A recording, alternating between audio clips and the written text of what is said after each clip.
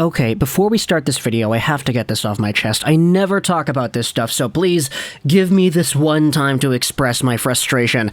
This gameplay you're watching right here, sure, I score a goal right off the bat, it's 1-0 me, but you'll see throughout the rest of this period here just how many scoring chances I get on this guy, only for the computer to bail him out and give him all the goals instead. Missed nets, fantastic saves, I put them all towards the goal, this guy gets bailed. And playing this game, I was so frustrated out of my mind that I'm not even going to show you the goals that he scored. They're basic goals. If you played NHL 21, you kind of know the goals that are going to go in all the time. But just because I'm petty, I'm going to skip those, do a montage at the end when I go ham on the second period and this guy actually rage quits, which was really redeeming for me, just going through this hell of a first period against this guy. Either way, though, we're talking today about some Vancouver stuff, because Rick Dhaliwal yesterday went over onto Twitter, and he posted a few really interesting updates that I just wanted to go over here because, hey, they provide us with some pretty good conversation here on a Sunday. It's September 5th. We're waiting a little bit more to see if EP40 and QH43, I've never actually said QH43 out loud. EP40 is a big one, though, as to their contract situation, and we also have some stuff on some other Canucks property as well. So this is the first tweet of Rick Dhaliwal's little thread the other day.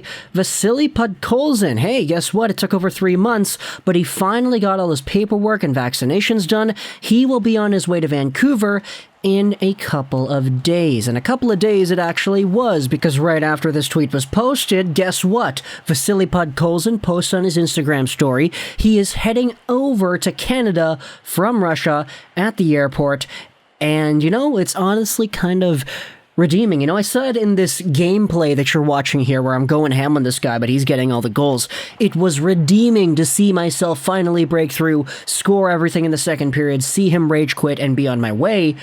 But it's redeeming to see Podkolzin come out here too. We waited so gosh darn long. Actually, I shouldn't say that. He was drafted in 2019. What am I talking about? 2 years? That a long time? I'm not really too sure. But we waited for what seemed to be a very long time to finally see Podkolzin break out of the KHL, get through that weird system of up and down and to the juniors all around Russia, and never really settling down in one place, to finally coming over to the Vancouver Canucks. He'll make the team. There's no doubt in my mind he's going to play, and whether or not he plays in the second line or the third line, that's yet to be decided. But what we do know is that we have a Russian bulldog of a hockey player. Who cares how many points this guy gets? He's supposed to have a higher ceiling than Nils Höglander, who is already pretty good too. Any kind of offensive support that Vasili Podkolzin can get at a consistent basis, I'm going to be seeing as a very positive thing, because to me, Vasili Podkolzin, if you've been following a lot of the videos over here on this YouTube channel, you kind of know my stance on Podkolzin. He is a lot more than just put the puck in the net. He is take the puck away from the opponent, give them a really hard time, block 3 shots on a penalty kill, take a really good defensive zone shift with a few minutes left in the third period when you're up by 1. This is that big name, big heart and soul kind of guy. And the reason he was so highly touted at the 2019 draft was because these skills were so prevalent, plus the offensive pizzazz he had at the Hlinka Gretzky tournament in 2018. But either way, Vasili Podkolzin finally coming over here. I cannot wait to see the next-in-line kind of guy to really make a rookie impact here for the Vancouver Canucks. From Besser to Petey to Quinn to Höglander to now Podkolzin, it's been a fun ride. Doesn't look like we're getting off it anytime soon, and I am here for that. Speaking about overseas Canucks prospects who are going to come out here and make somewhat of an impact early on, let's talk today about Danila Klimovich once again too. Now, if you had seen the video we had made on Danila Klimovich earlier, I think it was like 2 weeks ago or something like that, you would know the entire deal with this guy. We go over a whole bunch of different scouting opinions and all that, so if you're interested in seeing a bigger scoop into Klimovich and his profile, then hey, that's the video for you. But Rick Dhaliwal says that agent Dan Milstein confirms the Canucks' first pick in the 2021 draft will arrive in Vancouver next week, too. Where he plays this season, though, will be decided after camp. Now, this is a really interesting little thing right here, because if you had seen the video we made about Klimovich, you know what Jim Benning's comments were to The Athletic on the matter of where Klimovich plays. He had been playing his entire hockey life in Belarus. He was in the 3rd league, I think, this most previous season. That's the 3rd division league, so not even like the AHL of Belarus. But he's a guy that Benning said, we're going to send him over to the QMJHL with the Rouyn-Noranda Huskies, and he's going to play over there. And that particular move, that decision right there, send him over to the Q, it was a decision that I saw a lot of independent scouts on social media talk about in a very positive way. And it's kind of funny because now the update is we'll see where he goes after a training camp, which I think is a lot more indicative of what Danila Klimovich himself would actually be intrigued to go by, because if you saw the comments that he made after he was drafted by Vancouver at the 2021 NHL Entry Draft, he said it himself. He's a super competitive dude, and his goal was to make the team right away. Which is crazy, because, I mean, come on, 2nd-round pick, Belarusian talent. Do you ever see these guys make the NHL full-time immediately? It's super rare. So, to see the confidence out of this guy to say, yeah, I'm going to try to make the team, like, that is ballsy. I appreciate that, and now, according to the agent, we'll see where he goes, and he spends his 2021-2022 after training camp.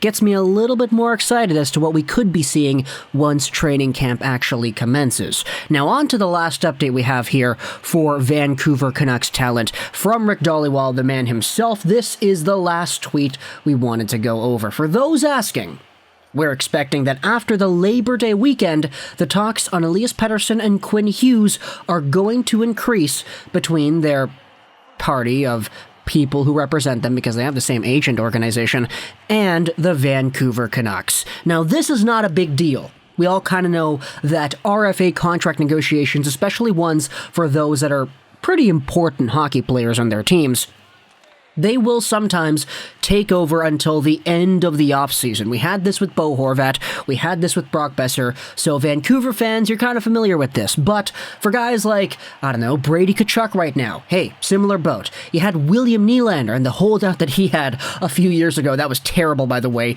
Maple Leafs, man, come on.